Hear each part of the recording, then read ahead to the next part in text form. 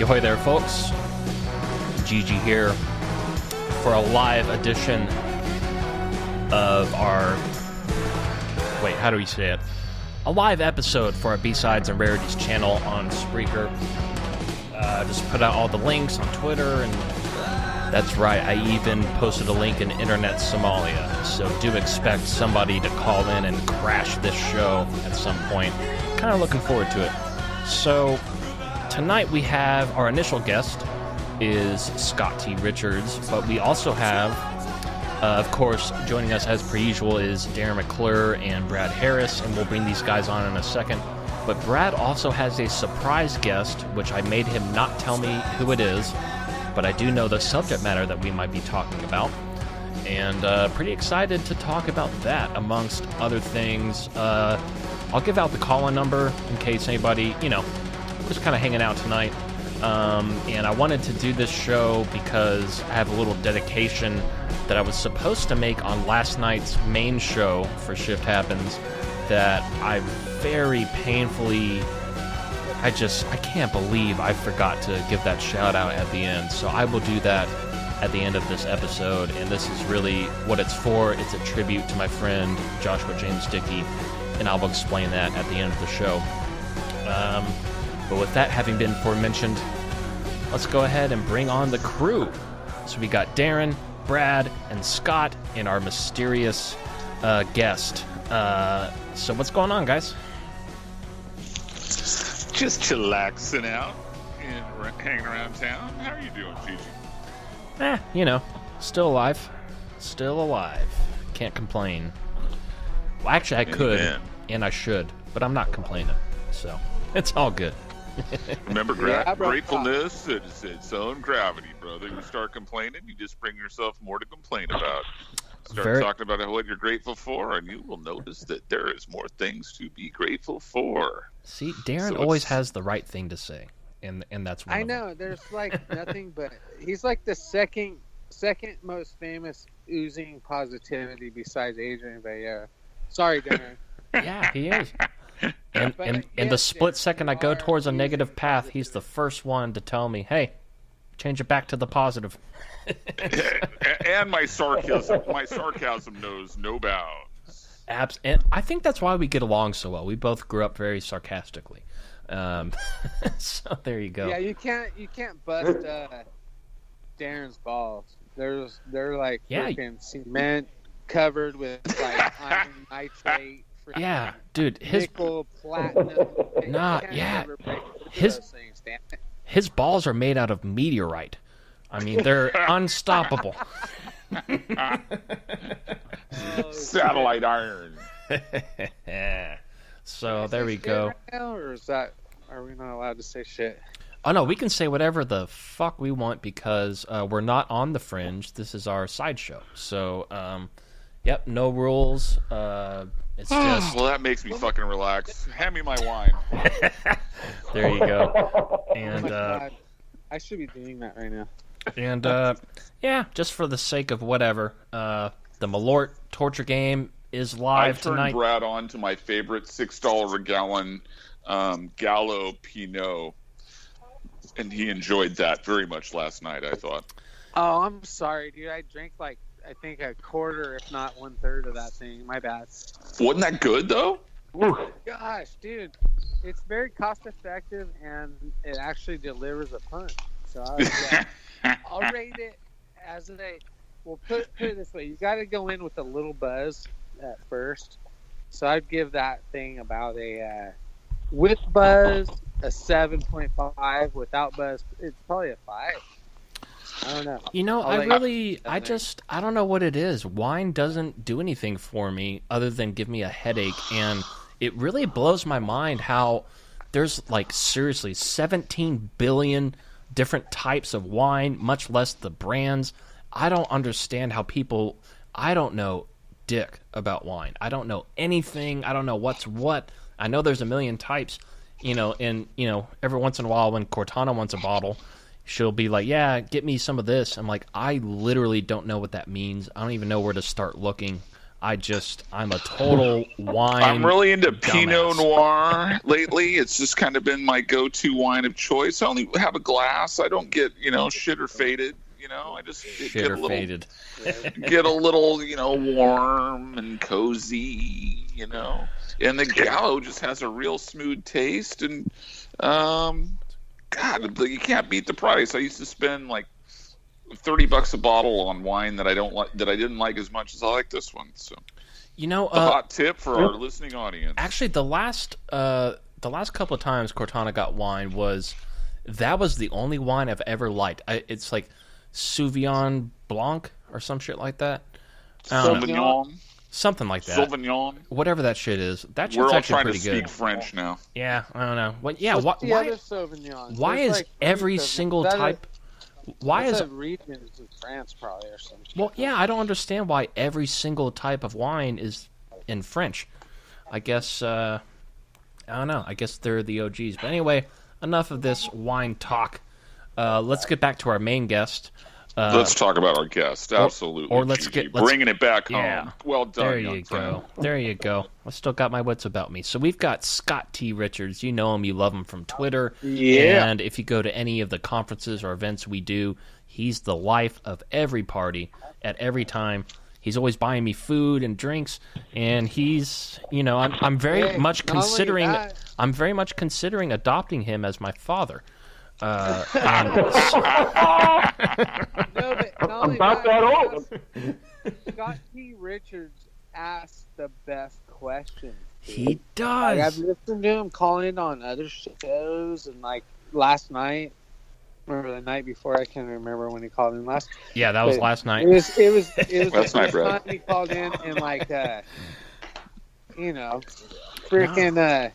In a galaxy far, far It away. was like, what? Scott is in the chat room. Scott's calling in. That's our Yeah. boy, man. He knows what's cracking. Let's do this. Yeah. And you know what? Not only that, he's a freaking rock star, and he's got a great voice, and he looks good. His wife must be stoked, dude. She's just like, what the hell, dude? I got this rock star hot dude. This is like bromancing going on here. So, anyway, Scott, where are you at, my brother? I'm here, my brother. I'm up in the rain here. We got rain up here. Yeah, we got a little rain too. yeah, it's pretty shitty weather Coming today. down right now. Yeah. I know. I love the rain. Honestly, I do too. Amen. I pray for it every week. We pray for the rain. We need it here in California. Yeah, there's just not enough Yeah, rain yeah. here in Southern California, and it's funny to me though because, I grew up in Houston, Texas, where it rains, a normal amount, at least several times a month, but when it rains out here, it's so rare that it's really funny to me how drivers just freak out. They don't know what to do. They don't know how to drive in the rain, and the traffic is just absolutely extraordinary. It's just kind of funny to me. Nobody knows We what get to all do. that oil on the streets, and then everybody decides to drive too fast, like it's still dry outside. Hey, It's guys. crazy. Check it out. Gigi, My guess is actually he's wondering if he should come in now or should we wait till 9 o'clock? Yeah, let's wait. Let's give it like 10 or 15 minutes because we want to introduce Scott Well, we first. can't. And It's either got to be now or 10 because we're supposed to eat dinner and there's food coming. And we don't want that stuff to be all cold. Get them on, go. you can It's eat when you're B-sides and rarity. you can eat Already when you're on. dead. You can eat when How you're about dead. this? I'll bring him in hot right now. All right. And then Okay. if you guys want some more of them, we'll bring them in later. All right. How's Well, that? I'm very curious to see who this Okay. is. So let's bring him on right now, and then we'll get back to you, Scott, in a couple that's okay. minutes. I'm game. All right. Cool. So yeah, who's our mystery guest? Well, what do you know so far? And I'll add to that. I know he's got ties with, Jesus, what the fuck is his name?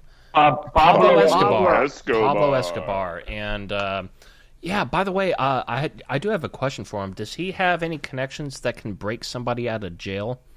Is that something that something that we can arrange?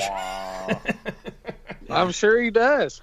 But first, and foremost, Because I got a couple of people in mind. I'm going to bring in my special guest / semi whistleblower, Oh boy. Andy X. Here's Andy X, ladies and gentlemen. Andy X, what's happening, buddy? Hey, how's it going, bud? Hey, Andy. So, how exactly in the fuck do you know Pablo Escobar's family?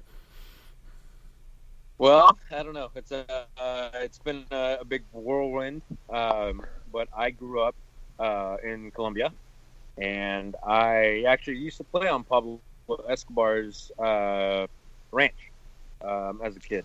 Really? My dad was part of the Colombian military, and I got mixed in the ties of that as a kid. And him watching me as a kid, I did a lot of stuff with him that just kind of played along with, what he had to deal with, and being a medic in the military and being in the mix of things, and just being lost with everything that kind of came about with that. Stuff in the jungle and right. I've heard, I've got stories from my dad and stuff that most people wouldn't recognize to be really normal, but kind of out of the ordinary. Being attacked by the guerrillas in Colombia, and my dad was a medic, so being a medic in the military, the guerrillas, that was their number one point to go to, right? Because when you get rid of their medics can't take care of anybody else. So any soldiers that are hurt, you can't help them anymore. Yeah, and so it was just kind of like a weird. It's a weird strategy, but it was a really good strategy for them back in the 80s and the early 90s, and something that really worked for them.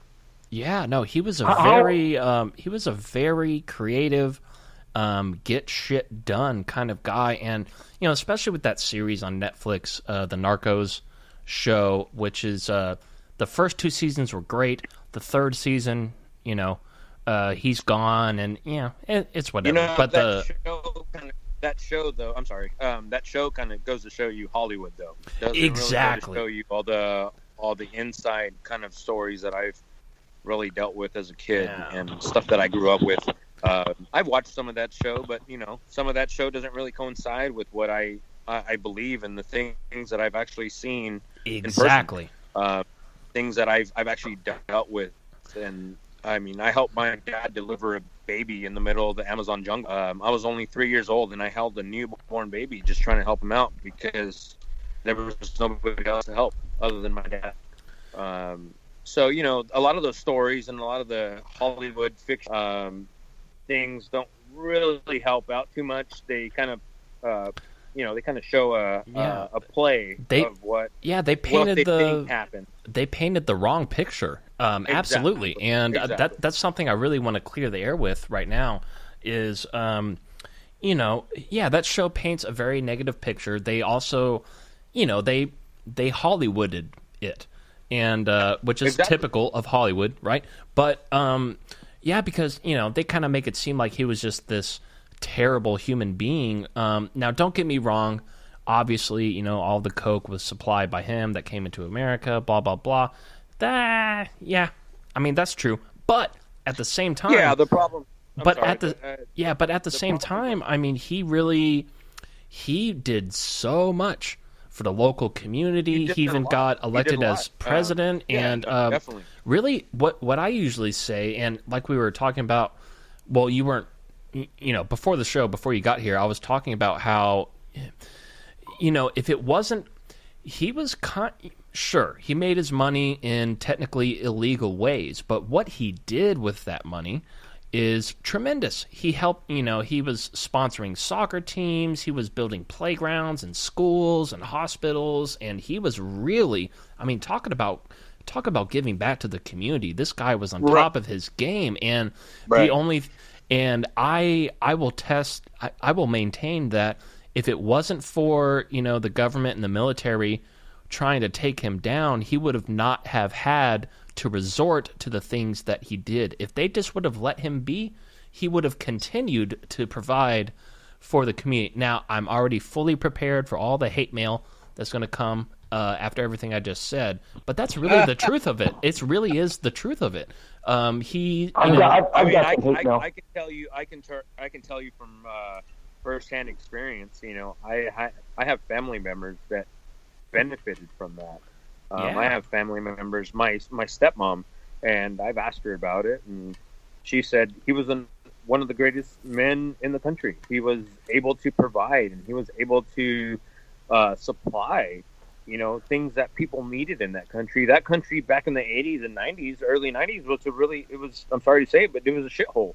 It had really bad economy. Right. Everything was dying. Yeah. Everything had been dead for a long time. And so you got somebody that, it may be with illegal money, but the problem is he didn't do anything that was an illegal way other than what the United States thought was a illegal way. You know, they helped the country. They helped the economy thrive. They helped kids. They did, you know, they built libraries and schools, and they built jails, and and stuff like that. So other than what the United States actually thinks that's illegal, and it was illegal because they brought it into this country and they trafficking and shit like that. But at some point, murder. If that's something that strives your country and that's what you believe in, and it's something that helps out, it may be wrong in the view of somebody else's, but in the view of where you live and to try to make things work, it's not illegal. You know what I mean? It helps everybody out, and it did help everybody out until the United States decided to make it a very illegal thing and prosecute him. Now, I mean, he's in jail now, and back in the 80s, he was a dude. He made it happen. Yeah, and that's the thing, because so when it comes to the whole cocaine smuggling thing, the reason why America really cracked down on them is because they were also trying, through the CIA and other methods, they were trying to bring cocaine in too, but Pablo Escobar had the whole market, and they couldn't stand for that. He's making the money that we should be making, and so that's why they tried to shut him down. And let me repeat that. America, our government has been bringing not only cocaine, heroin, all these illegal drugs. America, the government are the ones bringing it in. And when Pablo Escobar, he just had a better system. And, let's get one thing clear. Obviously, cocaine's not, that's nothing to promote. It's nothing that you want your friends doing, although, it's fun sometimes. But this is not an advertisement for cocaine, kids. Don't try this at home. But here's the bottom line. Let's. But how about this? Let's replace. Hold on. Let's replace. Let's just replace cocaine with alcohol, right? Let's just say he was smuggling in alcohol, right? Sure, he's getting it in the country, but whose fault is it for buying the alcohol? He's not forcing you to buy cocaine or alcohol. He's just making it available. So to blame him, I mean, there kind of is a little bit of blame, but ultimately, it's not his fault that you decided to spend your life savings on cocaine. That's on you. He just found a really good business venture, and once again, I have to revert back to the point that he gave so much back to the community, and he really, however questionable his source of income was, he really made the best of it. He really cared for his people.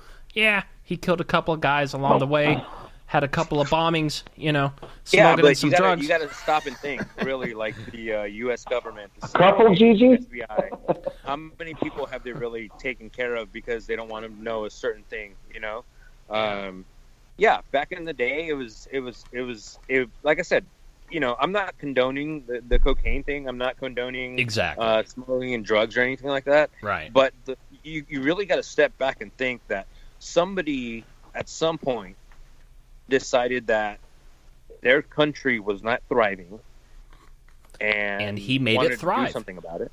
Yeah. Right. It could have been to Germany. I mean, we could have been selling coke to Germany, and very similar to America. Sorry to butt in, but that's kind of, I hate to say it, but we're the number one, culprit and worst enemy is ourselves, for one. Absolutely. The United States. So let's just model after that. Okay. What I see is this dude had a sick model and a sick plan. And yeah, we're probably getting the best pharmaceutical cocaine that you could ever use, medical reasons, smuggling reasons, whatever. Okay, this guy was doing it. They had hands tied. Something went wrong. Some deal bad went down. He probably got cocky and was just like, F you guys, this and that. I don't need you anymore. I'm already rich. I got other countries.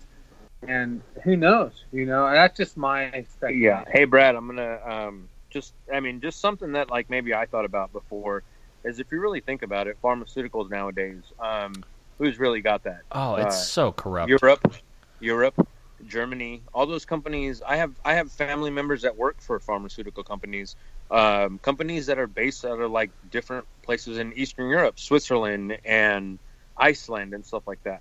And all those people really, if you really think about it, they're doing the same thing, but they're doing it in a legalized way. Exactly. The pharmaceuticals are the worst thing.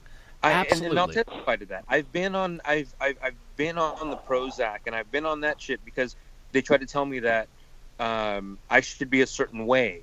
But the problem is that I shouldn't be a certain way. This is the way I am, and I'm like this because of the shit that I've been through in my life and the things that I've dealt with. And it gives me a different way to handle things in life, right? And because it's not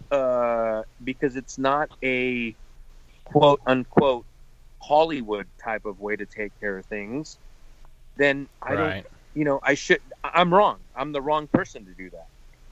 You know? But you got to think about it, man. Like most of these people, they thrive on taking pharmaceutical medication. They really do. And really, I mean, like I said, man, it's a really wide spectrum of what we can really talk about between pharmaceuticals and what Pablo Escobar did. But me as a kid, right. I with my family and the people that I know, and I spent years as a kid in Colombia. I lived in Medellin and I lived in Bogota, different places, and I've always seen it, to be in a certain way.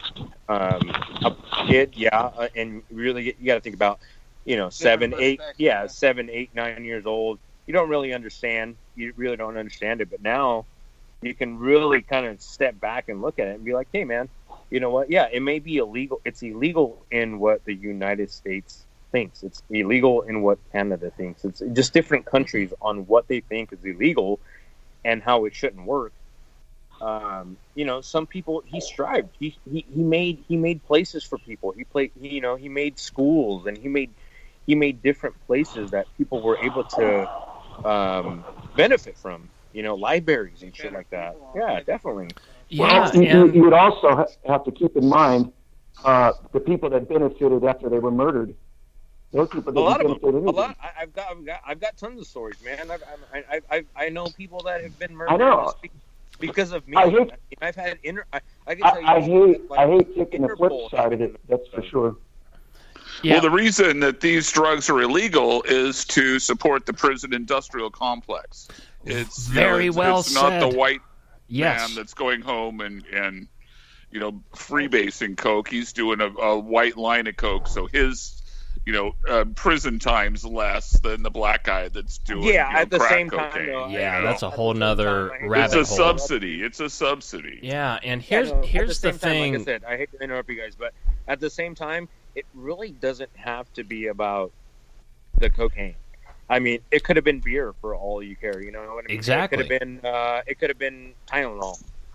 It's just the fact of like how things came about and how it was preceded by somebody that thought, that this is not. Yeah, it may not have been the way to make money, but the problem is, once again, is that everybody always seems to clown and down the side that he's a drug dealer. But the problem is he may have been a drug dealer, but he also gave to people. I mean, I can tell you right now, I can tell you personally that I at some point in my life living down there that I benefited from his income. You know what I mean? I don't know how. Maybe from a school that I went to, maybe from things that I did as a kid. I could have benefited from that. I mean, I petted some of his rhinos in his ranch when I was a kid. So you got to really kind of think about, like, does it really matter what you benefit from, or is it really because it's illegal? It could be beer. Yeah. I know I've had a friend. Well, I know I've had a friend that has stolen money from me to buy cocaine. Yeah, I mean that's going to happen. But here's the bottom. Once again, I'm not saying and it's the illegality of it that makes it so expensive and so impure for your body to take. The government is abdicating its role in making sure what I ingest is pure. In the process, forcing the price up hundreds of times and giving a lot of cops and prison guards and judges and lawyers jobs. It is a jobs program for the prison industrial complex, okay? Right. It's not because it fucks you up so much. It's because, hey, we're gonna, we need to be beat on somebody, No, I hear you. But that can go along with anything if we really want to freaking put a needle nose on it, and focus on it. But what we're saying is right now is we're focusing on, this guy took a negative thing and did positive things with it. Exactly. So I have to jump in right here. See, here's the difference is there is no bigger drug dealer than the American government, the CIA. They're the number one drug dealers of the world today. I mean, just look his trial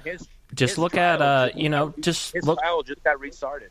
Well, but here's the thing is what America, they're bringing all the heroin, all the coke, that's all coming in from our government while they try to tell you that, we need to stop this. Meanwhile, they're the ones doing Oliver North, baby. Oliver North. And what do they do with those profits? They spy on you. They fuck you over. They tax you. They're not doing anything good with that money. They buy guns and give them to the local leftists. Yeah, guess where all the weapons that ISIS has today, guess where they got shipped from? America. We shipped them to them. So they're using all of that money for the wrong reasons. Whereas Pablo, he did the same fucking thing. He made money the same way, but he used that money to help his environment, help his community. He was a pretty loving guy. Sure, it's a dirty business. Don't get me wrong, but it's no different than what America's doing. But the difference is. There's nothing wrong. They're doing the same thing in pharmaceuticals that they are what he used to do back in the 80s. Yeah, pharmaceuticals is... That's it. That's the basic goal that I'm trying to get at. Is everybody tries to clown him and trying to do this and that because they're drug dealers and this. The United States is doing the exact same thing with pharmaceuticals that they were doing back in the 80s. And they're just screwing everybody. And at the same time... They're not giving back to anybody. Nothing. They're not giving back a single thing. 100% of whatever they get. Yeah. To at least to where somebody they're criminalizing did 75%, maybe gave 25%. At least they gave something. At least they helped somebody. They helped the schools. They helped the economy grow in that country, Right. I think Andy just dropped my beer. We're got to take a beer break. We'll be back in like 10 minutes, guys. All right. Well, while you guys take a break, I do. We want to get back to Scott here in a couple minutes, but I do want to say, when it comes to Big Pharma, like he brought up, here's one of the most notorious things that happened recently that really goes to show how fucky Big Pharma is in our government, which is, I don't know if you guys remember, but it was a couple of years ago, they got really close to banning kratom, which is a natural product. It comes from the kratom plant. There's no chemical. It's just a natural leaf that's grinded down, put into capsules. Originally, they made a tea out of it. But basically, what it does is, well, I can't tell you how many people I know that used to be addicted to opiates, whether it's,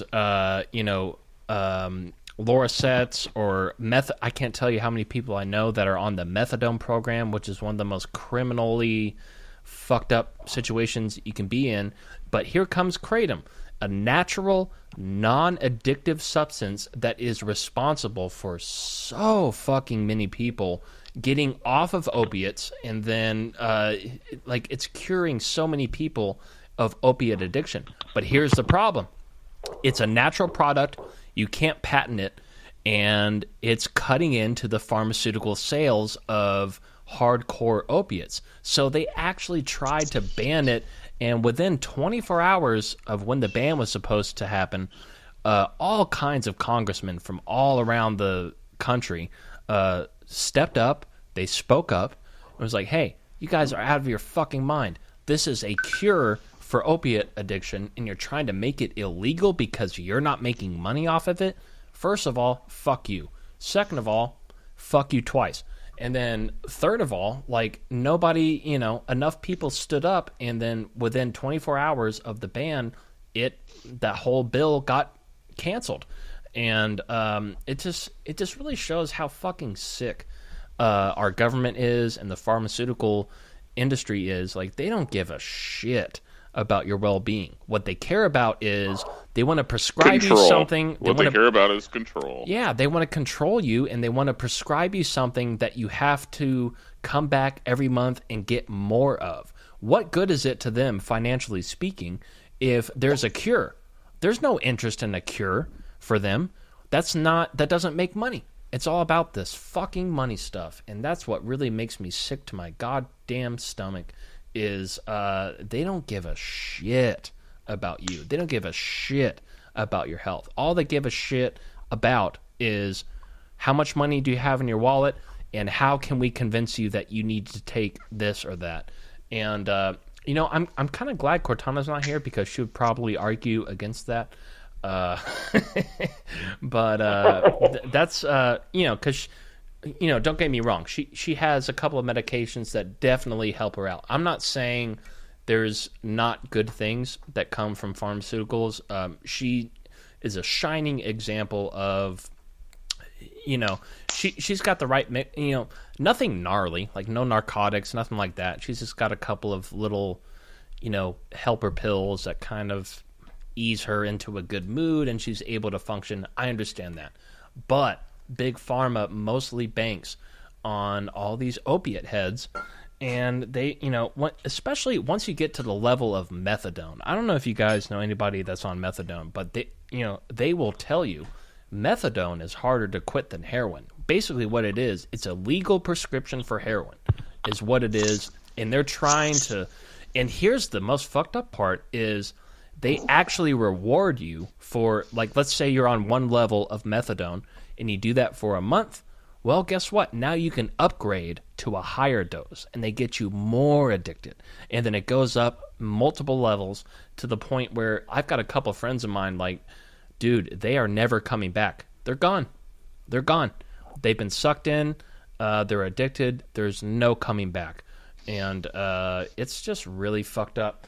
And I just, I can't believe. You should have a whole show about natural remedies like Ibogaine, which is a hallucinogen that you can get down in TJ to cure your opiate addiction. There's one thing, just like your Kratcom. Yeah, I mean, Ibogaine for one, but then Kratom for two. You can buy it everywhere. And which, what's really interesting, because I'm here in Oceanside, and in Oceanside, they actually banned Kratom in the Oceanside, San Diego area. So I actually have to go over to Temecula just to get some. And why are they banning it? Because, once again, they're not selling as many Loracets or, Oxycontins, or they're not getting enough people on the program. And, they can't have this natural product that's made from a plant, no added ingredients. It totally cures opiate addiction. And it's crazy. They even made up.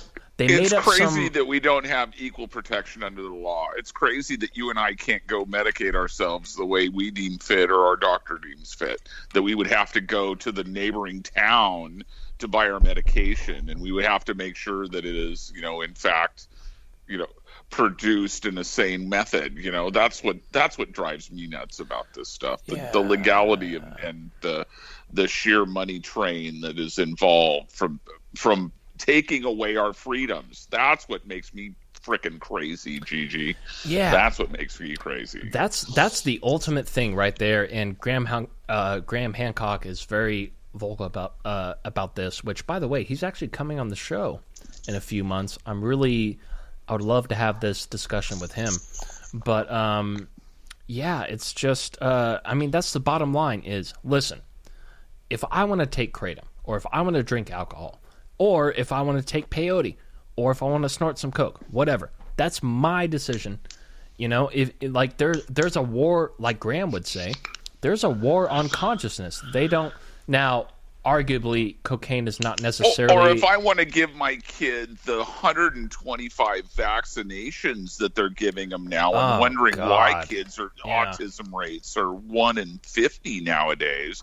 When we were kids, it was 1 in 1,000 when they were only getting 10 vaccinations. And we sit around and wonder what the fuck is going on. Come on, people. You know, it's time to stop back and look when the medicine is worse than the cure. Yes. And, back when I was, this is probably like 10 years ago. I was trying to get into this college and everything was good. I tested out of math. I tested out of English. I already got all that shit knocked out. But they wouldn't let me in because I refused to take some vaccinations. And it took a whole fucking year. I had an attorney. Like, it was a whole legal battle. Finally, they let me in after a year because I was like, I'm not fucking taking these vaccines. And that's another fucked up thing. I don't know. There's multiple arguments to the whole vaccine thing, but there's so much evidence, more than evidence. There is proof. No argument for freedom, brother. Yeah. Once you can stand on, principle, it makes it really hard to argue that the government has a right to inject you with stuff that the people that are injecting it to you have no responsibility for, okay? And the stuff that's inside of it, they're not liable for, all right? Genetic damage, other just nasty shit. I mean, it's out of hand. People don't want to vaccinate their kids. That's their fucking business. Yeah, and once again, it kind of goes back to we should have a freedom to put whatever the fuck we want into our body as we see fit. For anybody to control Here's the stat. Vaccines given in 1983. 10 autism rate 1 in 10,000. In 2008 they were given 36 vaccines. Autism rate jumped to 1 in 150. In 2013 we're given the kids 46 vaccines. Autism rates have jumped to 1 in 88. Now in 2017 they're giving kids 50 plus vaccines, and where the autism rates jumping to 1 in 50.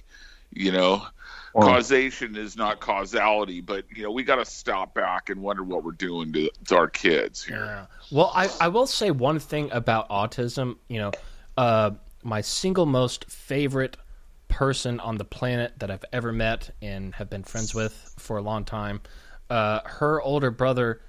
Well, she hates me now, but still my favorite person. And her older brother, he's quite autistic, but along those lines, he has this unbelievably accurate ability to...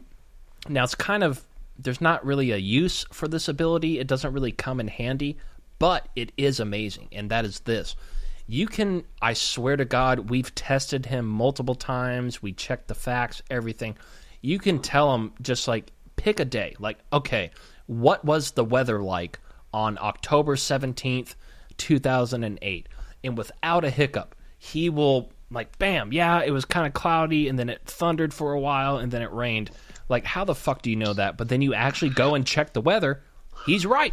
Every single time, 100% of the time. He just has this natural... And is he checking into the Akashic record? Is he pulling it out of the molecules in his head? How does all that work? I mean, that would be a great thing to be able to do, wouldn't it? I mean, I think if he could do it, we must have that ability built in there somewhere in us. Our ability to know everything, just like Tesla. You know? Yeah. Well, I think it's safe to say that he, for some reason it's safe to say that if he was not autistic, he would not have that talent. But because of his autism, for some reason, his brain, his consciousness, his spirit has tuned into this weather thing, and he's able, like I said, you could name any day out of any year, and within 2 seconds, without, he just knows what the weather is. I've never seen anything like that, and I would argue that probably wouldn't be the case if he wasn't autistic, although a lot of people view autism as this sort of negative, shitty consequence. It also seems to give people, and he's not the only example, there's a lot of autistic people that have unusually incredible talents from one thing to another. It's not a death sentence for these kids by any means. I help my friend Izzy Paskowitz with the Surfers Healing Foundation, and they take kids with autism out into the ocean surfing, and it calms them down because they just have so much racket going on in their head that they really can't focus. All this extraneous input coming from the world around them is just too fucking much, okay? So that's why they kind of, an autistic kid's parent is just looking for that one day a year when the kid looks up in them and looks them in the eye, okay? Right. Gigi, as a parent, I don't even know. I mean, that just saying that, it hurts to say. I got 2 beautiful children that are, intelligent and they have all their fingers and toes. I mean, the autistic, the parents, the kids with disabilities, my heart just goes out. I send a little prayer for them at night just because, just that extra burden, Right. Gigi. Yeah, and I was going to say, let's wrap this part up and let's get back to Scott because he's here. Yeah. And I just wanted to add to that conversation if I may. Yeah, please. For sure. When you talk about people with Down syndrome, autism, right. And you look at the world the way it is today, and how confusing this world has become, it's no wonder that we're not at each other's throats more often. You look back from the 70s when I grew up, how easy and simple life was. Answers were quick and clear and sharp. Nowadays, I look around, and these people either are on their phones or they're on a PS4, and they're not as clear and concise as some of these other people in this world. I think because of all the confusion and the new technology, I don't think that humans are able to keep up with that pace. Does that make sense to you guys? Yeah. Marshall McLuhan said that most advances in technology all but wreck the societies that technology advance takes place in. Okay, writing was the death of in Socrates' time because no one would remember anything anymore. I think we'll make it through it, but we need to understand that we need to reach out to our brothers and sisters and make eye contact and talk to them and get them out of their fucking phones. It's up to us to stop that shit. Yeah. I also believe that evil is evil. I heard the gentleman say that Pablo did a lot of stuff for his people, but he did that out of greed, and he did it for a reason. He tried to corner the market on cocaine, and the reason why he did it, he wouldn't let anybody else compete with his business. He would murder them, and he murdered hundreds of people to get out of his way for that. You know what I'm saying? Yeah, so more it was nothing nice. Evil is evil, whether it's government, whether it's Pablo. There's evil intentions involved in it, and when there's evil in this world, it needs to end. Principle is principle. Right is right, and wrong is wrong. I have to jump in right there. I have to jump in right here. Yes, evil is evil, but Pablo Escobar is a very unique case where most people that do evil shit like he did, they do it just to make money. They don't give a fuck about anybody. But he was a very unique case where, he engaged in terrible things. He killed more than hundreds of people, probably thousands, really, if you think about it. But But what he did with that money, he really, like Brad's friend who was just on here, like he was saying, he really he put that money to good use. He didn't just buy a yacht. He didn't buy a mansion. Well, I mean, he did. But on top of that, he funded Gigi, schools. I have this button for you, and every time you press it, you get $1 million, and you're going to give 100,000 to school kids, but it's going to kill 100,000 people on the other side of the world. How many times are you going to push that button? Well, he pushed it. Exactly. He pushed that button quite a lot, but at least he's the lesser. He was at least. As long as we're saying that's what's going on, okay? Let's not aggrandize it. Let's not make the Kennedys great for shipping in booze during Prohibition. Yeah. Okay. Oh, that's a good point too. Well, that's a good point too. Pablo Escobar did this to appease his people, so he could get into more power. He did this for reasons. He wasn't doing it for self-satisfaction for his people, like you're saying. He did this so his people would look at him, so he could have the power. That's why he did it. He quested for more power and more power. No, I think you're right. Now, initially, let's not get the story mixed up. At first, he was building schools. He was building hospitals. He was funding local soccer teams, also funding professional soccer teams. Like he really was giving back at first, but towards the end.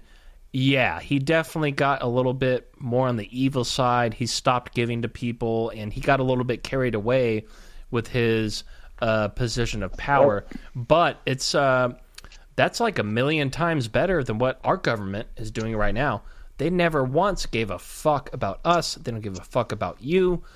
They just jack our money all day, every fucking day, whether it's pharma. Audit the Fed. Yeah, it's just, It's just kind of ironic how our country, let me rephrase that. It's kind of ironic how our government talks all this shit about Pablo Escobar when they're doing the exact same shit day by day, every fucking day, and they're not giving one penny back to society. Back when I was in high school, the guy's name was Oliver North. He was the colonel that was bringing in all the cocaine from down there, and these people don't exist without, somebody looking the other way and getting a little piece of the action. So, right. Pablo got a little greedy along the lines and just decided he was going to keep too big of a piece of the pie, and somebody up the hill from him got pissed off, and that's how he ended up in jail. And he said, okay, I'll pay you off, and some more money rolled down, so he got to escape a couple times.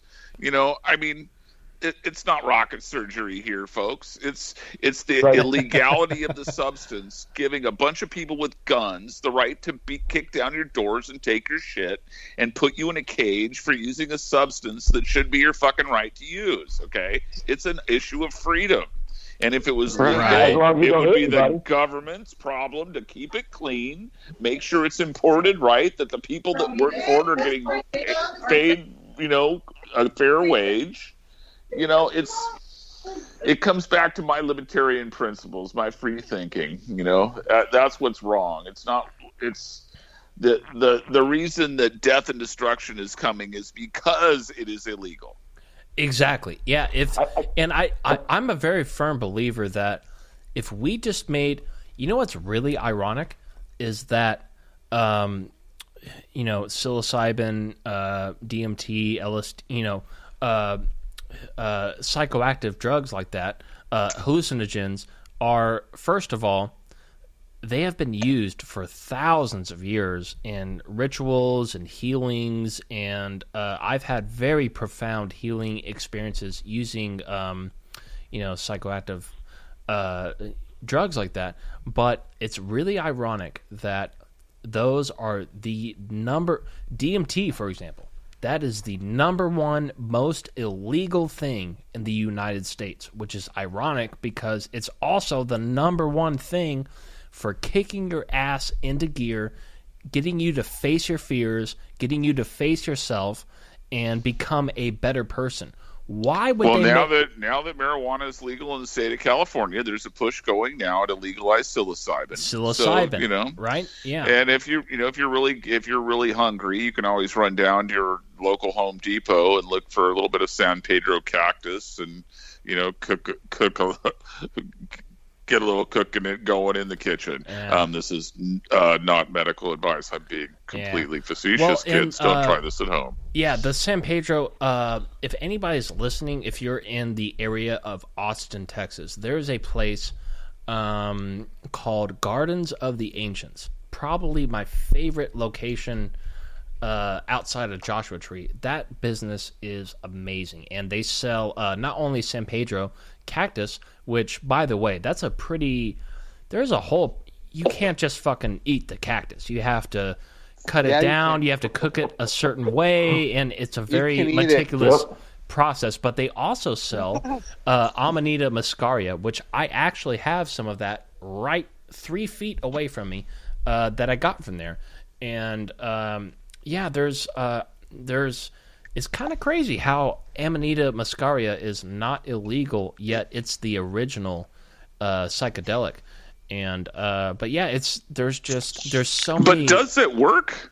Well, everything I read about it says it doesn't really work, and it could kill you. I mean, I'm not really into not working and killing me. Well, that's the thing is most people don't. Most people, if you just eat the mushroom, it's not going to do anything, and you might get poisoned. All right, guys, I'm gonna jump in here because I got a bag of mushrooms, and I have never ever done some mushrooms. So he's joking. He's not joking. He's got mushrooms. Wait, hold on. I got to stop you right there, sir. Is there any chance you could drive over here tomorrow and give me some? I want you to go on to. What I want you to do is this. I don't know if I can drive over there. I'm going to be on mushrooms. Well, what if I drive there? Before you take the mushrooms, go onto YouTube and Google Terrence McKenna heroic dose. The heroic dose. The heroic dose, and watch that video before you decide how much you should take of your mushrooms. Oh yeah, no, definitely. Definitely. Can I say something real quick? Andy's never done a radio show or a podcast, and he just said, "Or let mushrooms." Me jump in. Yeah, no. That's like listen. Jimmy Church special. But yeah. Anyways, hold on. Check this out. Hold on. You guys got time for one more story for him? Because we only got a few minutes. If you want to hear it, let's make it quick. 1 second. Right before we get into your story, we do have 49 minutes left. Now, Andy, but we don't. Definitely. So if you want to hear it, definitely. We're gonna hear that story in just a minute. But Andy, I would have to recommend to you, definitely, tiptoe your way into those mushrooms. Don't just take a whole bunch. You want to take a little bit, take a little bit more. Take a whole bunch. No, don't take a whole bunch. I'm trying to figure out what's the best way to do this. Me and my chick are going to try them. I've never done it before. I don't take psychedelics or anything like that, and I'm a big believer in herb. But psychedelics I never really dabbed into, so it's something that I want to try, and we'll see where it goes. A lot of different ways. A lot of different people told me take a little bit. Yeah, I really want to emphasize. Take one cap and take a nap. Yeah, take one cap. Well, first of all, let me ask you this: were they hydroponically grown, or were they picked fresh out of the ground? They're hydroponically grown. Okay, well that means they're strong as fuck. So don't believe me. The person I got them from. Yeah, the person I got them from. Shout out to who I got them from. They're not going to listen to this podcast, but definitely they don't mess around. They know what they're doing, so. Do not mess around with that. Definitely, just take, especially if they're hydroponics. Yeah, just take one cap. Take one cap. Wait an hour and a half, and if you're not feeling anything, maybe take another cap. Let me tell you something, man. I think it. My biggest problem with even wanting to take them was that I have so much shit going on in my head that I don't know if I'd be able to handle so much, all that stuff kind of. No, well, okay, I have to cut you off right there. Here's what mushrooms do for me. Obviously, it's different from person to person, but when I'm kind of lost in life and, I don't know what the fuck I'm doing, I'm kind of confused about a lot of things, that's what mushrooms are for, is every time I take mushrooms, it's like this total reboot. It's a total reset and it lets me get back to square one, and it lets me realize what's really important, what's not important. It's I really think everybody, unless you're schizophrenic. Obviously, schizophrenic people don't have a good time on those. But if you're not schizophrenic, everybody should. I believe. So even if you're schizo, it might make you be normal, which would be so that would no. If you're schizophrenic, it's gonna throw you off the walls. I've seen that happen multiple times, and if you even have a question about being schizophrenic. Kids at home, this is not medical advice. Please be advised. Yes, it is medical advice. You guys, I've got a great rock and roll mushroom story to tell you. All right, let's hear it. We were opening up the Blue Oyster Cult, and we were in Iowa, of all places. It is hotter than hell. We're on the tour bus, and a lot of times there's only one bathroom on the tour bus. Yeah. And so we were coming through Iowa on the tour bus, and we were they had this bag of mushrooms. My guitar player, my drummer, and my bass player were going to do it, and I said, no, I'm not doing it. But there's only one bathroom on the bus, and so we had this milk carton that we cut off at the top. So if somebody was in the bathroom, you had to take a piss, you'd piss in this milk carton, right? Well, the milk carton's halfway filled with piss. And so they start doing this mushrooms. They start laughing and everything. He's thinking he's going to drink some water, right? He picks up the milk carton, he starts drinking the piss. And he flips out. And we're like, dude, what are you doing? He steps down and he turns into like a little ball. He pulls up in the ball. Now, this isn't the end of the story. We stop at a rest area. We get out. We're laughing about this. I'm saying those guys are so messed up. They're so fucked up. They're hallucinated in there. And I'm sitting here talking to the bus driver, the road manager. All of a sudden, the bus door opens up. The same guy that drank the piss is butt naked, takes off, running across in front of all these women and children. They're all screaming. This guy's got long hair. He's got this ZZ Top beard. He's running down the hillside. I'm looking. I go, oh, no, he's running right into the cornfield. He's going to get all cut up. I'm like, oh, my God. He jumps into the cornfield. He was tripping so far out. We literally had to wait about 40 minutes to get him out of it. When he came out of that cornfield, he was all bloody mess. We got him on the bus, and we got up. All right. Okay, hold on. I only got so much longer, so if you guys want to listen to something, you guys can ask me anything that you think that maybe came through your brain about me living down there as a kid. Right. How's he now? Well, the first thing I would say, there's... What was it like? I want to know. What? I don't know, man. I ate a lot of rice. What else did I have? I ate a lot of papaya, a lot of mangoes. All good I stuff. like a lot of tropical fruit. Yeah. Plantains are awesome, especially grilled plantains are the best. It's like a banana, right? Delicious. Yeah, it is like a banana. Yeah. Also, one other question before you get off the food topic. Do you speak Spanish at all? Or, Sí, hablo español. Lo mejor. Español es mi primer idioma.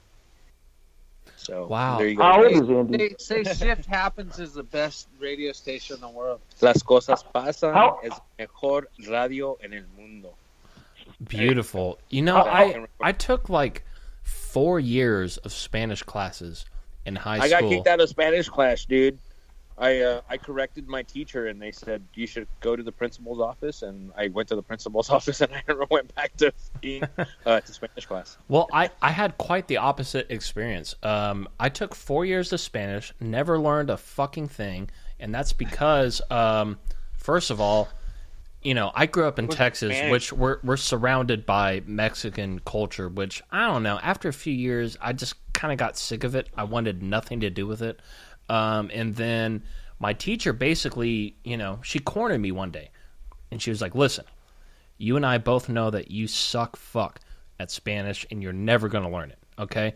But I need to have a certain amount of students in my class every year. So if you drop, I can't continue my class. So here's the deal. Just keep going to class. I'll give you a C+ on every test, no matter what you say, as long as you stay in my class. And so that was my deal. That's gangster. Yeah.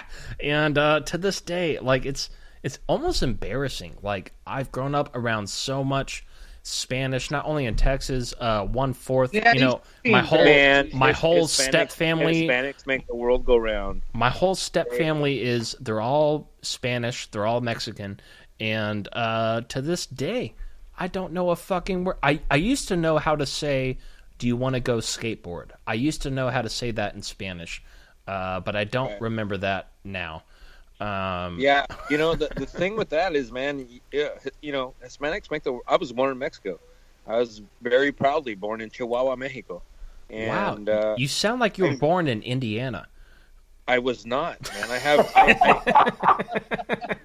I was born in Indiana. I look like. I was born in Indiana. What's wrong with Indiana? Hey, I'll tell you what, though. I have some of the most diverse and more complicated histories that you could probably ever think of, from Mexico to Colombia to I grew up in East LA to the Valley to I've been everywhere. I've been all over the world, and I love it, and that's what makes me me. And some of the stuff that I could tell you just in general, just to, you know, the way I see things, and I see it in that way because I've seen so much, you know, so much in different aspects and different views that I can kind of, you know, view things that a lot of people don't really look at the way I look at things. So. Yeah, and so let me ask you this. First of all, actually, how would you like to be a guest on our main show? Well, we've already next week is already booked, but the following week, I don't have my calendar here. Would you want to come on the show? Oh yeah, I'm definitely down. When I met Brad, I kind of told him, "Hey man, you really want to listen to something? I got a lot of stuff that I can tell you, and it's not something that I share with a lot of people, but right, you know, I've gotten to the point to where I can share it and tell people, you know, how it is in my perspective. A lot of people have their own views, and a lot of people have the way that they look at things. They don't want to change it, and they don't want to see it the way anybody else sees it. But it's not a problem, but the biggest thing is I've seen it in so many different views that I can kind of share with everybody. Yeah, he's a very diversified person, and has so many more stories to tell.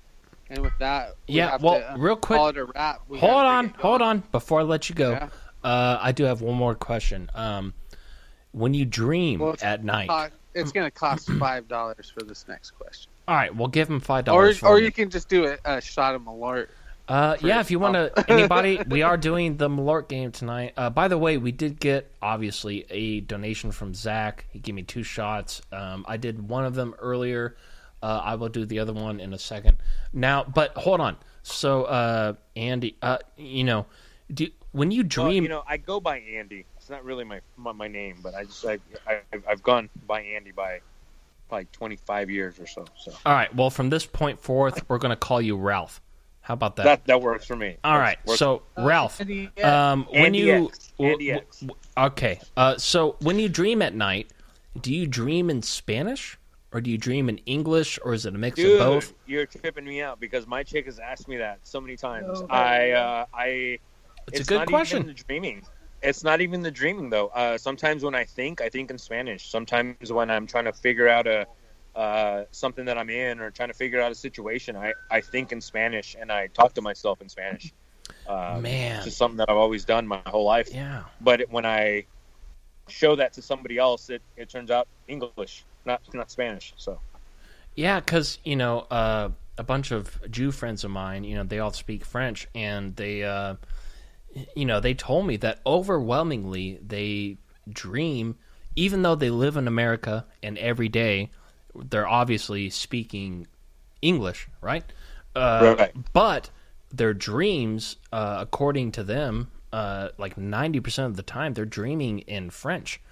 And which is, I don't know, I don't know why that's so fascinating to me. I've always wanted to. The language is intoxicating. It's freaking a beautiful language. So and you know what's you're funny just is enthralled in that, and it's taking you to the next limit. And with that being said, look who's saying it now. We got to roll.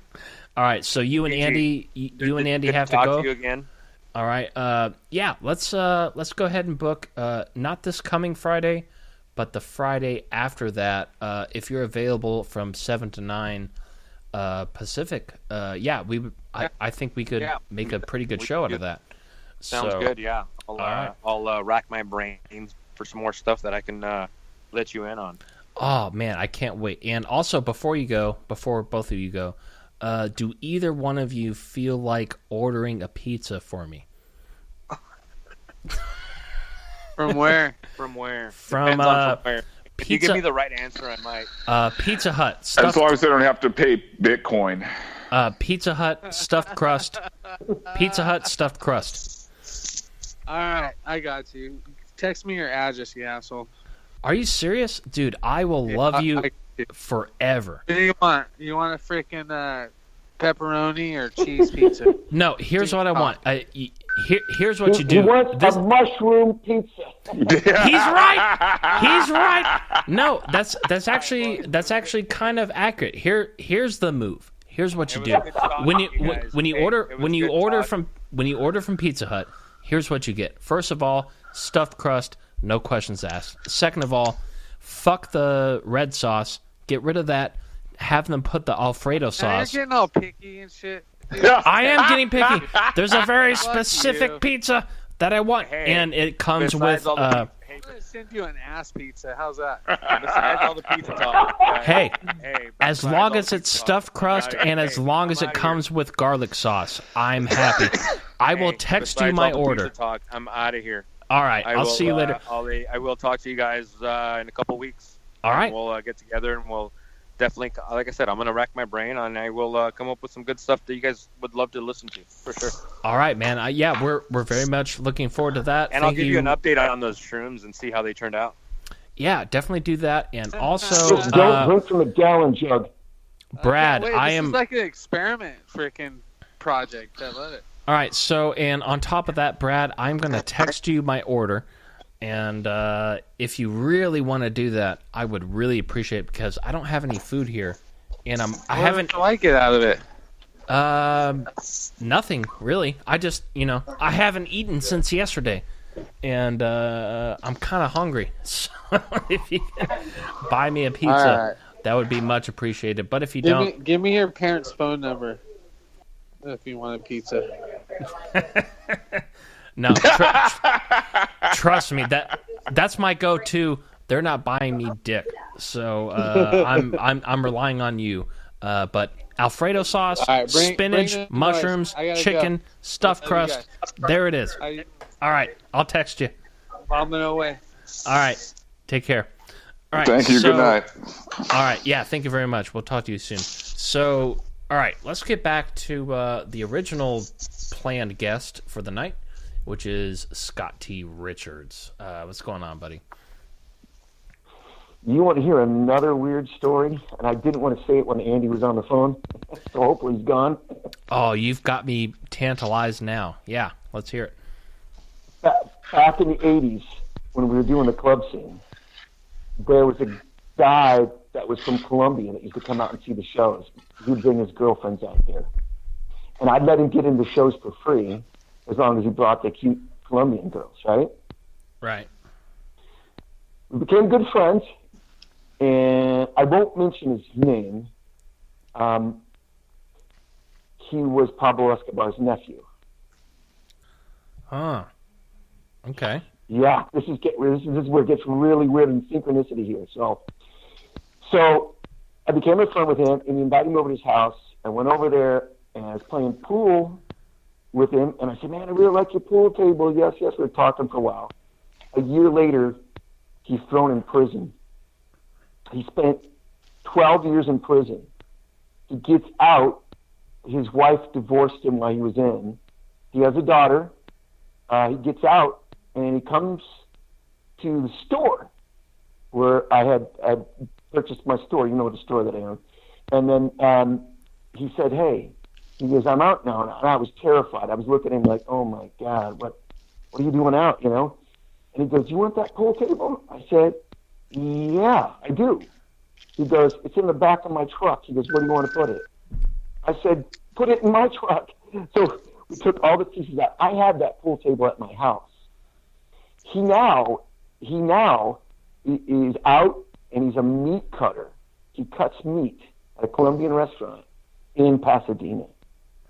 He didn't go back to Colombia because they had felt, though, if he extradited him back to Colombia, that he was going to get murdered. What? That's a true story. Damn. Yeah. Wow. Yeah, but I had that pool table at my house. And I know his name, and I almost wanted to ask Andy, "Hey, do you remember when you were a kid?" I was trying to get how old Andy was. Sounded like he was pretty young, but I was trying to know how well he knew Pablo Escobar and if he ever knew this nephew guy and if he knew his name. But I don't know if it would be good to say it over the air, but off the air, I'll give you the name, and you ask him off the air if he knows who he is. Wow. What a fucking story. Yeah. Isn't that crazy? It really is. I wanted to ask him, but I was like, I'll just step back here for a while. Yeah, I mean, I feel like you could have asked that, but I do get why you might not have. So, yeah, I feel you. I don't want him to know the real name over the air if it ever comes back to me. It's just not good. Yeah, and definitely keep in mind we are on the air, so right. Keep that in mind. Yep. But you and I have been planning this show with you and your dad and your brother about the whole Bigfoot sighting. So what's the? I understand your brother is a little hesitant. I guess your dad's down, right? But your brother is a little bit hesitant. First of all, why? And then second of all, when can we, let's make this happen. He lives up in Hillsboro, Oregon, and he's I don't know, it's not that he's not afraid of getting in front of people. I don't know why he doesn't want to get on the radio per se, but I think I could talk him into it comfortably if maybe we got him on the air and he heard me talking. I think he would probably put his 2 cents in along with my dad. That was one of the craziest incidents that I've ever had to go through. I feel like if you just sent him a link to last night's show, which you were on for most of it, and if he just got the general vibe of what we do here, I feel like he should be pretty comfortable coming on because you know how we do this. It's just we just kind of hang out. I think I can convince him to do it. I mean, it would be an awesome show. The details are just incredibly. I mean, we're talking years ago, and I can still see this impression in my mind, like it was yesterday. And and you know Steve and Alex Mistretto, right? Right. Yeah. And Steve Marilla. Yeah. They interviewed me. They took me into a room and had me filmed. And wait, hold on. Random question. Was Rick Sennett there? Yes, a guy that kind of limps. Yeah. First of all, I will reserve my judgment for Rick. But those. If you're gonna talk to anybody, it's definitely that crew, and the fact that they actually took the time to talk to you about it, and then on top of that, I've been doing this shit for like 3 years. 2 years of this show, Beyond the Strange for a year before that. We did do one episode with Mistretta and Rick and all of them, but other than that, Bigfoot has just, it's not like I'm avoiding the topic. It's just that we've never had an official Shift Happens show where Bigfoot was a topic. and it's something I've been wanting to talk about. That we just never booked a guest that that's willing to talk about that. And and here's the thing: when it comes to Bigfoot, there is so much bullshit stories that come out about Bigfoot every other day. It's all full of fuck, and there's like even Eric Awakening Man doesn't buy it. You know what I mean? But but here's the thing with you is that it was you and your dad and your brother, and the fact that your brother is so hesitant to come on, that just adds validity to the story. So I really... Well, Gigi, you got to understand something. It was not only just my dad and my brother and myself. There was 2 other kids and 1 more adult. There was 6 of us. What? You never told me that. Okay. There's 6 people. Damn. My dad... See, my dad was the vice president for Sears and Roebuck. Oh. And what? Really? He was yeah. Wow. Random. Surprise. Okay. Yeah. Yeah, surprise. Damn. So he was a VP for Sears and Roebuck, and he wanted to go out on this camping trip with his friend and his 2 sons, and obviously my dad and his 2 sons, which is me and my brother and I. And we went on this trip, and what we saw, all 6 of us saw it, and we were terrified. All of us were just terrified. To a point where when we got the camper set up, we stayed up all night. We were so scared. We didn't want to be there. We just want to get out of there, very honestly. The next day, we were supposed to go hunt for these morel mushrooms in the woods. They only grow in the springtime. They're a delicacy. You cut them up, you cracker crumb them with beer batter, and you fry them in a pan, and they're absolutely delicious.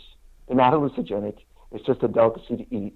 Yeah. Right. Yeah. We didn't want to go out in the woods. We didn't want to go out there, and it was just terrifying.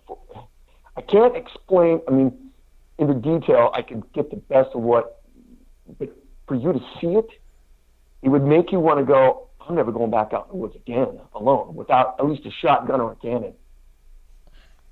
Yeah. So, that's the other thing. There was 6 of us that saw it. I can get 6 guys to back me up. My dad's 83. He'll tell you to this day, I saw what I saw. Man, and I cannot wait. Yeah, not only your dad. Your dad and your brother, but the other couple of people that were there too.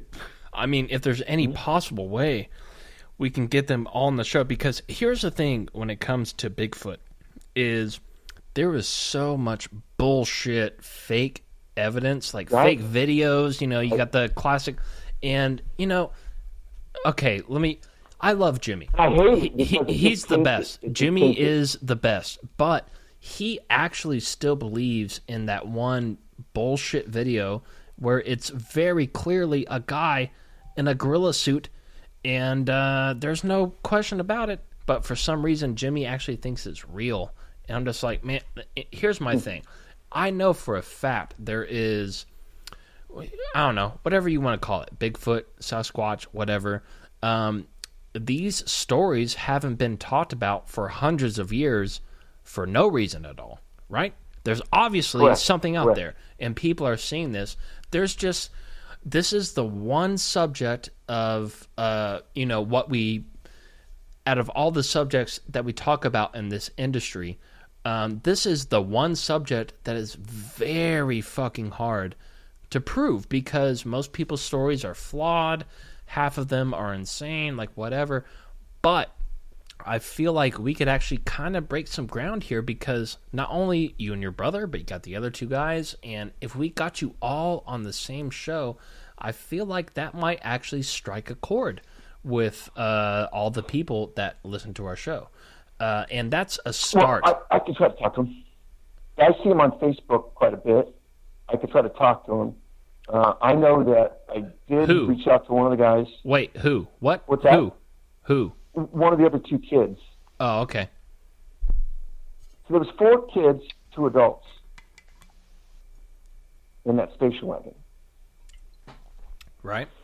The other 2 kids, I reached out on Facebook, and the older one of that brother gave me his phone number, and I talked to him, and we talked about what we had seen.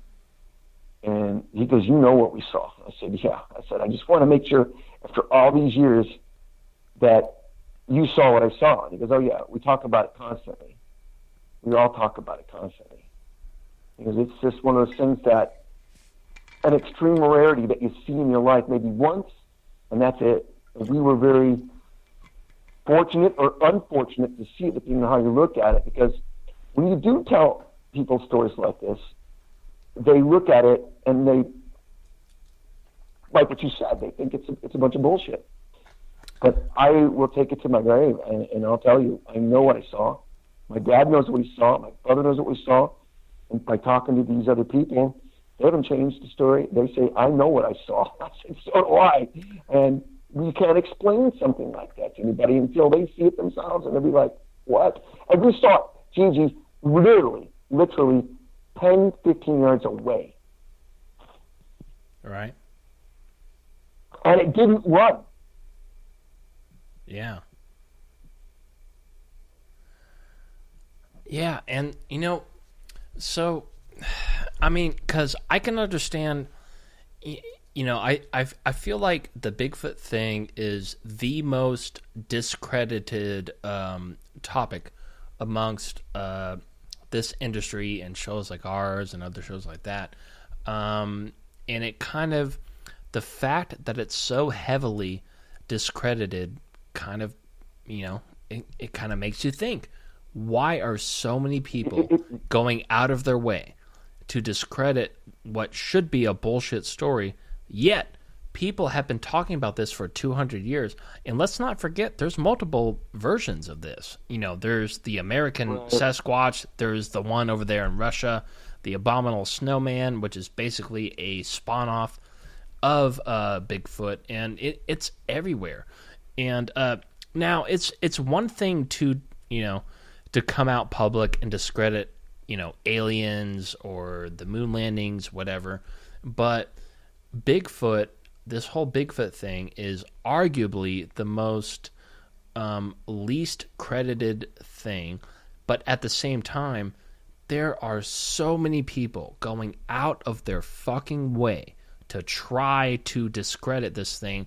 And not only discredit, there's, and I can verify this in multiple ways, there's a lot of YouTube channels and bogus researchers that, they do this bogus search for Bigfoot, like acting like they're actually trying to find it, but really the whole intention was to disprove it. And that's what really makes me curious. Like, why are so many people trying to keep this hush-hush?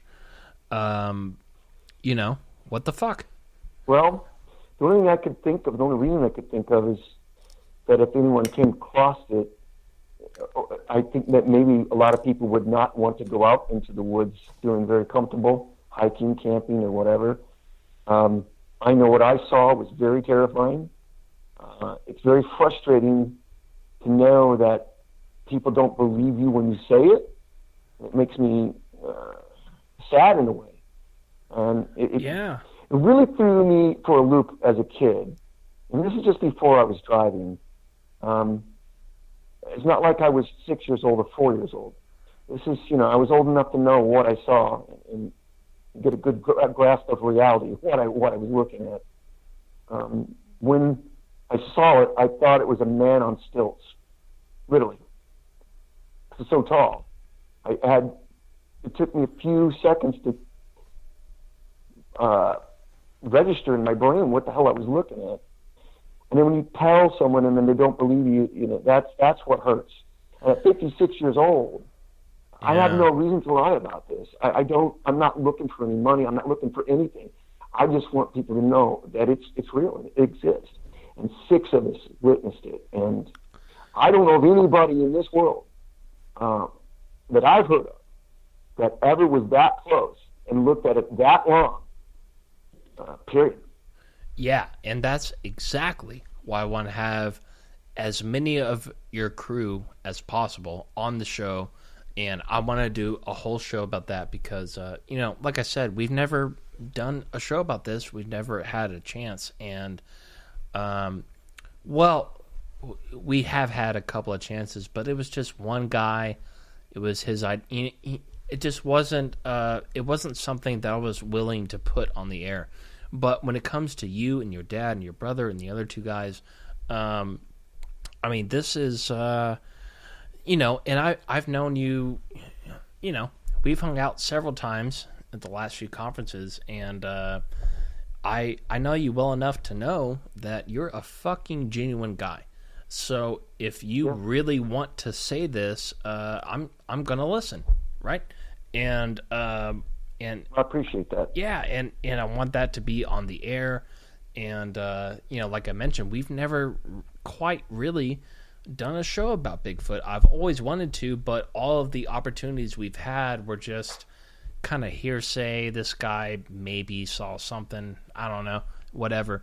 But this is a pretty open and shut case with you guys, and I hope you can convince your brother to do this. And honestly, if you want, we can do a pre-recorded show, and if it doesn't turn out the way that your brother wants it to turn out, we don't have to air it. But so we can kind of have that precaution once we do, you know what I mean, right? So that'd be a great idea. This is not the first time that we've had a lot of interesting people wanted to come on our show and talk about something, but they're kind of nervous about putting their name out there. And that's the other thing. He doesn't have to use his real name. Shit, I don't use my real name. Gigi is not my name. I don't think it's true. My big thing is that I welcome the questions. And I hope that you can get people to call in or text in or whatever it is. I welcome them. I'm not afraid of any question to ask me about it because it's all there for me. Yeah, and that's exactly why, dude, you're like, as of this moment, you're my favorite person of all time right now. Yeah. Thank you. Seriously, though. I've had a hell of a life, brother. Had a hell of a life. Yeah, I know you had. Man, and I really wanted to get deep into the whole Hollywood scene back in the 80s and the 90s and all that stuff. Ask away if you want. Yeah, I'll try to get to that in a second. We only have... So Jimmy's going live in 14 minutes, so we have to wrap up before that. But in the meantime...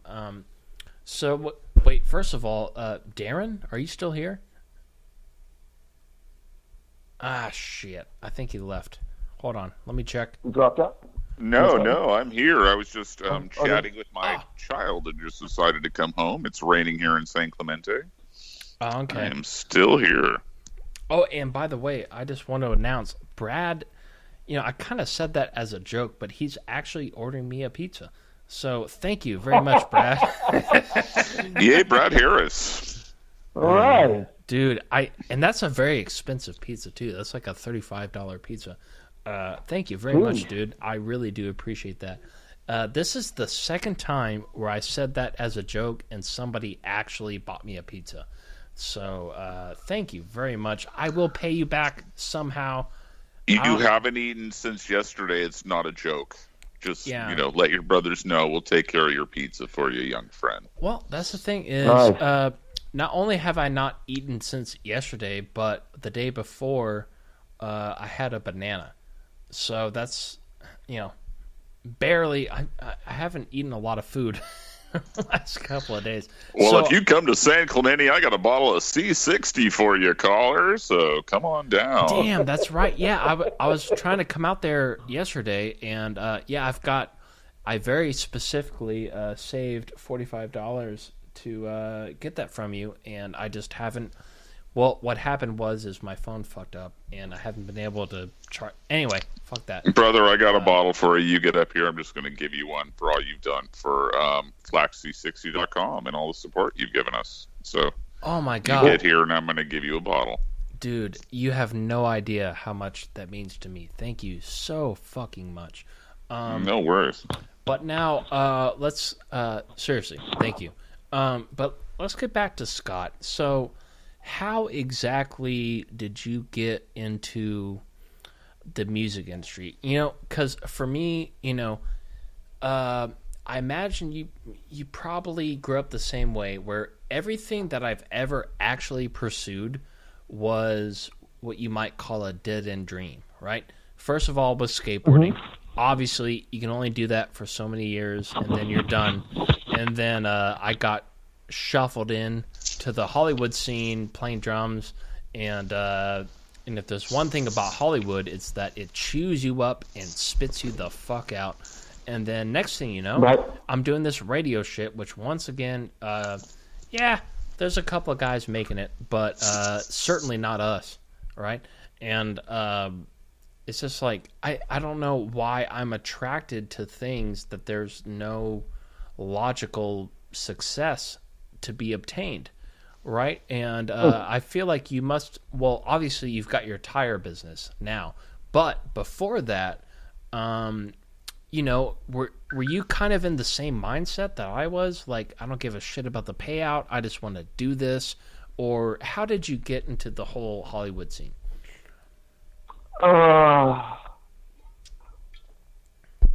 When I was younger, I have 3 sisters and 1 brother. My youngest sister was born with Down syndrome. Oh, really? Yeah. And I remember when she was baptized that my mom and dad were really crying really hard. And I knew that my mom was going to have it pretty rough at that point. And matter of fact, my mom and dad are 83. They still take care of her. And my sister's 40-some years old. They won't let go of her. So this is a heavy thing that was weighing on my heart as a young kid. My dad was traveling around a lot. A lot of responsibilities left to my mom to take care of us 5 kids. And I didn't have really any interest in learning algebra, geometry, English. I picked up the guitar and put all my feelings into an instrument. I was releasing all my anger, maybe, and some of my sadness into that guitar. And then as I got older, my dad goes, "What are you going to do when you get out of college?" I said, "Well, I want to get into a rock and roll band." He goes, "Well, why don't I send you off to a music college?" I said, "Sure." I said, "Where do you want me to go?" He said, "How about you go to Berklee College of Music?" And I said, "Well, where's that at?" He goes, "In Boston." So I had to take a test. I passed the test. I took 2 tests, one for Juilliard and one for Berklee, and I got accepted to both. But Juilliard was more classical, and I didn't want anything to do with that. Berklee was jazz, so I went there. I went there for 2 years, got a guitar certificate of arrangement, and I wanted to head west to get into the rock and roll scene. And I came out here at the time. Dick Grofstra music was here, so I came out here to learn how to sing, and then starting the band called London, which was Nikki Sixx's old band. Right. And I think I discussed that last night, right? A little bit. Yeah. So that's kind of how I started getting into the music. I wanted to change the world. I wanted to be a Jim Morrison, put my words to poetry, wake people up to see what's going on around. That's kind of why I'm a little bit interested in the mysterious stuff, because I know there's stuff here in this world that's different. I wrote a song on the album. It's called "Is It True?" And that's about the alien phenomenon. And you'd have to listen to that, lyrics on that. It's awesome. It's awesome, but it's on the album. And I got teased by the band members for that song, but yeah, it's a great song. So, are you guys, I don't know, do you have like a Reverb Nation account, or are you on YouTube? Like, where can we go and check out St. Valentine? Well, there's a couple bands. Now, St. Valentine was my glam rock and roll days, and I got out of that band, and then my stage name was Scott St. Thomas. And then I got into the band St. Thomas. That's when we were signed with Capitol, and we were touring with Alice in Chains and Stone Temple Pilots, Oyster Cult, that kind of thing. If you want, there's some stuff on YouTube that people posted up. You can just look up St. Valentine. There's a song, I think, "I Need You," "Hard Days, Long Nights." And then St. Thomas has some stuff up that somebody posted up. I think the MTV video thing is up there. It's called "I Hate," and that was third most added rock and roll radio in the country at the time. And boy, that was some fun times, man. Yeah, I bet. And you know what? We're about to. We just recorded our record a couple months ago, and we're just kind of waiting on. The guy that's producing it, his mom died earlier, so that's kind of put on a delay. By the way, rest in peace, Miss Zeeby. Definitely rest in peace. She was the coolest mom ever. Other than the fact she never let us bring in McDonald's into her house because it wasn't kosher. Other than that, she was cool. And but yeah, it's basically some just straight up desert rock is what cool. Yeah, that's what it is. And we had a lot of help from the actual desert rock people and Joshua Tree and all that good stuff. I've got some. We're still waiting on the final mix, but I got a sort of a half-assed, kind of mixed version of the whole record the other day. I would love to send it to you and just, I don't know. I feel like you would, enjoy that. And that'd be cool. Yeah, I'd like to hear it. Yeah, definitely. And I think I want to hear it too. Well, you're going to hear it a lot more because we're about to replace all the Queens and Eagles of death metal stuff. We're about to replace all of that with our music. Although we are going to keep the intro song and the outro song, which is both the same thing. But hey, so Jimmy's about to go live in a couple of minutes here. Thank you. Good night. Yeah, so we... Yeah, thanks for having me on here, guys. I appreciate that, man. I love talking with you guys. It's a lot of fun, man. Yeah. I enjoyed it, too. Great having me on. This is what I look forward to every week, much less on a Saturday. So before we go, we got a couple minutes here. First of all, Darren, let's go ahead and give you all of your links and your social media links and everything else. Where can everybody find you? Where can they keep up with you?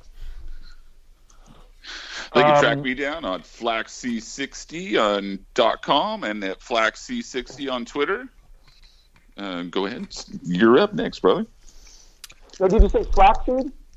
Flax C, as in the letter C, 60, the number 60.com. It's FLAXC60.com.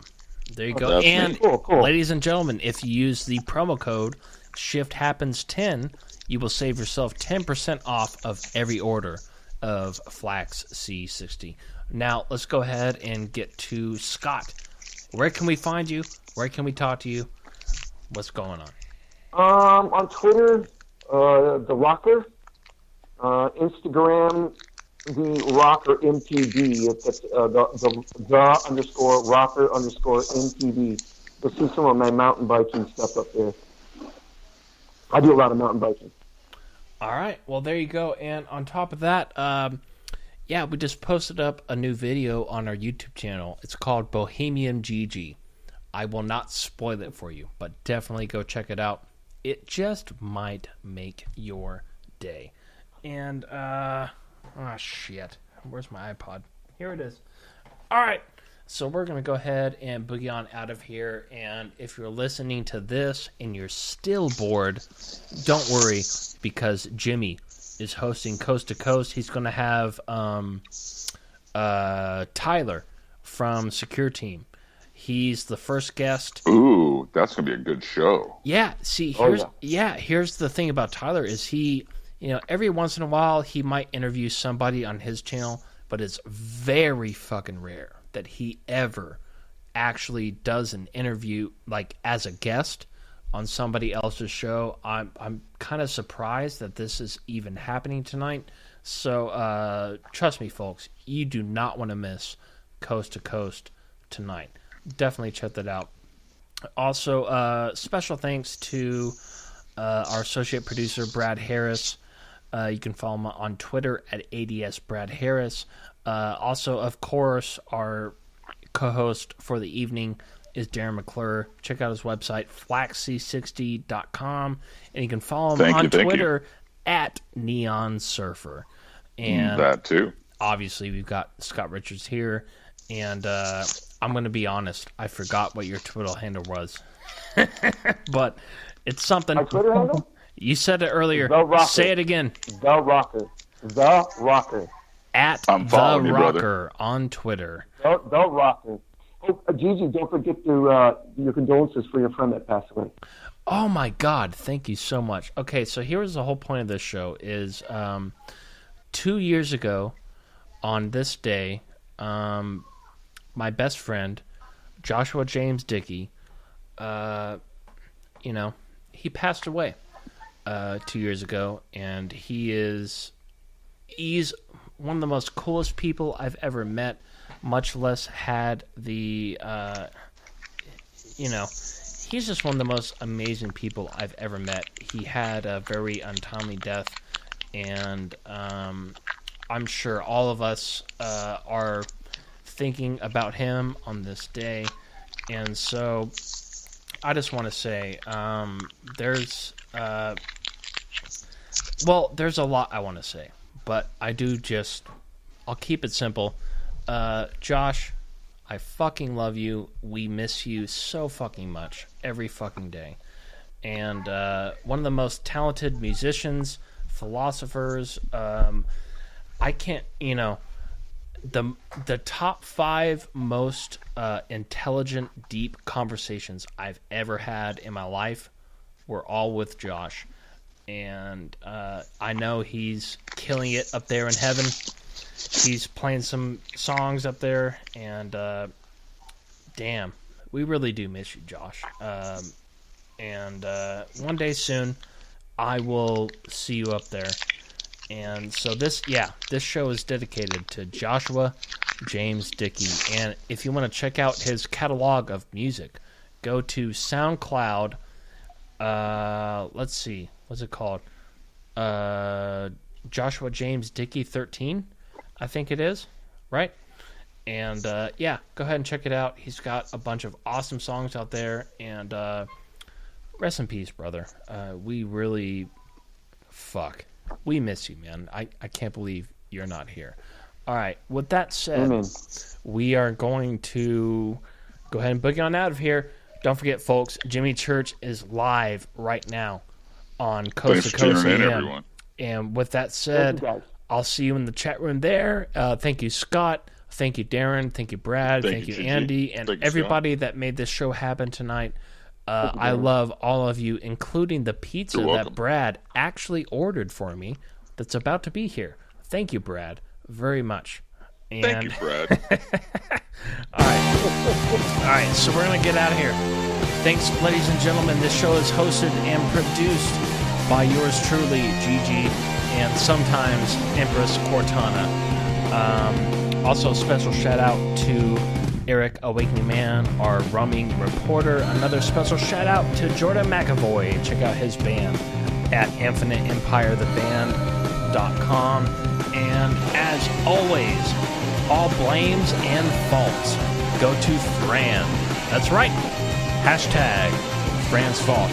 All right, folks, we will see you next week with Casper Parks for another edition of Feeling the Pulse of Society. All right, have a great rest of your week, and we will talk to you soon.